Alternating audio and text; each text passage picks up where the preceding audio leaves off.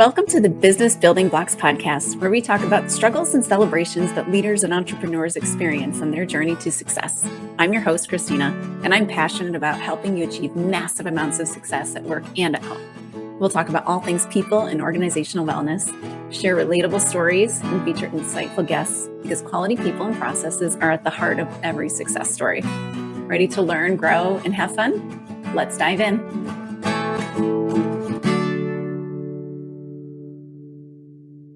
Hello and welcome to the Business Building Blocks podcast. I'm your host, Kristina Schmitt. You may notice that I have a different setup now if you're on YouTube. So I have been slowly making changes, as I talked about a few episodes back on those baby step changes to get to an area that I'm happy with. So I am happier with this setup than I was. It's a little bit more practical for me. It takes up less overall space in the room, and it looks a little better in the background than what I've had in the past. Still not perfect, but I am moving closer and closer and closer each time. This brings us around to our fifth leadership model that we're going to go through. If you count kind of the two-part one, it's maybe you call it the sixth. But this one is about change, and specifically about our resistance to change. And it incorporates a little bit around some of those small baby steps that we talked about. And this one is actually relatively new to me. I feel like I've heard snippets and parts and pieces of it, but my engineered background, I love myself a good equation, and it just makes it go, duh. So giving me buckets and math to kind of work with makes me very happy, and it makes another very simple thing to keep in mind when you're working with yourself and you're working with your team, and to look kind of where we're struggling with the change. So let's get into the model. Again, it's more of an equation, but today's model is called the Beckhard-Harris Formula, and it's a formula for change. It was originally developed by Richard Beckhard and Reuben Harris, hence the Beckhard-Harris. But I'm just going to call it the change equation because me and names, they don't go well all the time. So it is our equation to figure out why we're not changing. So let's get into what the equation is, and then we'll kind of talk about how to use it and how we can make it work for us. So the equation is, it's multiplication, okay? And if we remember our multiplication rules, that if we multiply anything by 0, it is 0. And that's key for this. So I guess it's not an equation, it's more of a formula because there's no equal sign. There we go, my math coming back. Okay, so the first is D times V times F is greater than R. Okay, so if you're writing this down, write it down, okay? So D times V times F is greater than R. And that is what we need to happen in order for change to occur. So let's define our variables here. So D is dissatisfaction. So in order to want to change, we need to have a level of dissatisfaction with the current state. So what's that going to look like? So it can look like being super annoyed every time you can't find something, or it's going to look like getting feedback from your boss, or you giving feedback to an employee enough times that they're saying, oh my gosh, they're not going to stop bugging me about this. I better do something. I better change. Sometimes it's innate within us, and sometimes we have to help them feel things innate within them. And feels like harassing, not harassment. It's not harassment, but it might feel like we're being annoying and nagging. But again, we have to create an environment and create that level of dissatisfaction with the current state. So we don't like where we are. That's the first stage, or the first variable that we need. The second one, the V. This is the vision. All right. So where do we want to go? So I talked a little bit about this in the Small Baby Steps podcast episode, where we need to have a general overall direction. So this could be an annual goal. This could be having an amazing podcast setup where you've got a very clear vision of what's happening or where you want to be. So to use my podcast setup example, I have a somewhat clear, but I will be honest, it is not 1,000 times clear. So in my formula here, I sometimes get a little low in that vision and it demotivates me. I just get stagnant with where I am because I don't know where to go. I don't know where I'm headed. And I'm just like, I don't even know. I can't see it in the situation that I'm in. So therefore I can't move forward with a baby step because I can't see it. So this one becomes very important. And a thing to keep in mind though, is that not everybody has a great ability to have that big vision and the big picture out there. And sometimes we can hold ourselves back from seeing a big vision because we've got programs in our head or those thoughts that cause us to believe that we can't get to this great vision. So we have to have some kind of vision out there in order to make change happen. So you're going to be pulling in your other models to start, particularly that thoughts, feelings, behavior model that was in the first episode of this series, to help people create the vision and to get around some of their own blocks in creating that vision, especially if that vision is 0.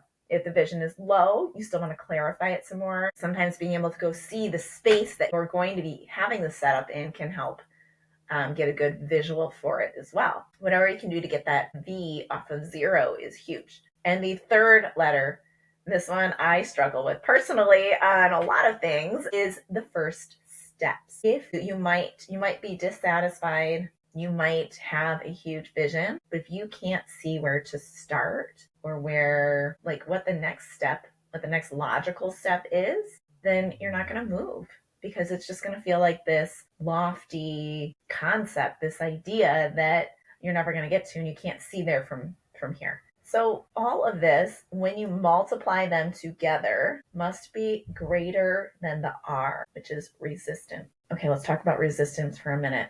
We can talk a lot about what's getting in the way. And when we're talking about change, it's those resistors that stop us from doing it. And many, many, many times they're inside. There might be like a physical resistance, but most of the time, especially when we're talking this equation, those resistance points are coming from within. So going back, you got to go back to that first thoughts, feelings, behaviors model and start to figure out, okay, what is going on? What are your thoughts every time we talk about this change? What do you feel in your body? You might, let's say I'm trying to do my podcast setup again. If I have resistance to it, because maybe I think I can't do it. I think, and this is actually true, I think I don't know how to decorate. Kind of true. Very, very deep-seated belief. I don't have a lot of experience with decorating, but what can I do? I can work to either raise the one side of the equation or lower the resistance. Okay, so if I can't get over that belief that I can't decorate things, then how can I have a better vision? Okay, I can pull up some Pinterest videos. I can get a really good idea, or ChatGPT does pretty amazing things. I actually put this image into ChatGPT and I said, hey, make it look better with some suggestions. And it gave me a visual picture of what it could look like. So I have some vision. What I really need now is what are those first steps to get there? Because now I can see a vision, but I'm so far from there. So because I can't lower my resistance to change or whatever those resistance things are, I'm going to get excited about the vision and I'm going to be very clear on the first steps. Or I'm going to increase my dissatisfaction in some way, which sometimes can be easier and sometimes can be harder because sometimes we're just trying to trick ourselves into it. But you can really dig in with a team member if you're trying to work on that increasing the D part. You can work with them and say, okay, well, what don't you like about it? How does that feel every single time you can't just sit down and start recording? How does it feel every single time when you look at the video and you're saying, I just hate how it looks? Or gosh, I have this dark shadow on my face and I need to figure that part out. So you can just start to really highlight some of those dissatisfiers, which would then increase that too. So you can, again, keep working on that end and then also trying to work on maybe those internal resistors. So that could look like, let's talk about some times when you have decorated something. Well, I watched some videos about decorating like shelves and things for Christmas last year, and I put together a nice little shelf space thing. And now I can see how these things would work together and look nice. And actually, I had done that. So now I'm slightly less resistant of it because I have experience having done it. Okay, so let's put this all together because I'm going to keep this episode nice and short, but also wrap up the series within it. But I love simple equations for this. When you're looking to change, when you're looking to put a plan together, you want to hit on each of these pieces of this equation or formula so that you can understand where the gap is. Because so many times myself, my team members, my clients, you can say, what's getting in the way? And sometimes we can't pinpoint it. So you can guide them as a leader through each of these letters. So, okay, well, let's talk about your current situation. So again, this goes back to the change model, right? Getting them off of that contemplative part into action, but get them understanding where they're dissatisfied with it. Really dig into that. And if you can ascertain that's greater than 0, then you're good. If you can increase it, then good. Then the next, okay, well, what could it be? If we removed all barriers, where could you be? Okay, so let's get a real view. Okay, well, what would that look like? What would you be doing? What would those behaviors be like? So you want them to get as clear of a vision as you can, because the clearer that we can get. So if it's, creating an image on ChatGPT or finding something on Pinterest or somewhere on the internet and really just seeing it and saying, this is the vision. This is how I want it to be. Or if you're talking about processes running smoother, this is the vision. And if they can't see anything, if that's 0, then they're not going to move and they're going to be very demotivated. It's just not going to work. And then you want to get that very clear first step. Now, this is something I am learning about myself really well right now, I will say, is the smallest point that you can make that first step, the better chance you are that someone's going to take it. We've said in the past that it's, so small you could trip over it. But it's just, if you really think about it, what is the literal first thing that you need to do? Like for me, for this setup here, the first thing was I had to clear this corner out. Okay, sounds crazy, but it's like, okay, but I even broke it down farther and I just said, this box, I'm going to move it over here. And then I had a place to put things. So I moved a box. Like literally I broke it down to that level of step for myself so that I could make another step. And you can do that with processes, with personal changes, with anything. Like making that first step incredibly small lowers your resistance to it, because it's like, well, duh, I can move a box. Of course I can move a box. So again, making these things that can raise your awareness of your steps, right? In order to get that equation rolling.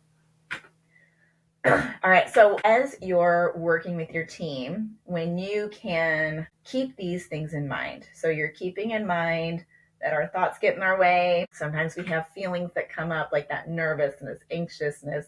So all of that drives the behavior. So we understand that one. Then we talked about the ABC model. So this antecedent, behavior, consequences. Sometimes that antecedent or the clarification of the goal isn't as clear as it should be. And sometimes we observe a behavior and we give no consequence, which is a positive consequence, and which creates less resistance or less dissatisfaction with the current situation. So you're kind of thinking through that process as well to increase this side of the equation. And I'm going to remember which one we talked about. You can use the GROW model, which was that coaching, to talk through why aren't we doing it?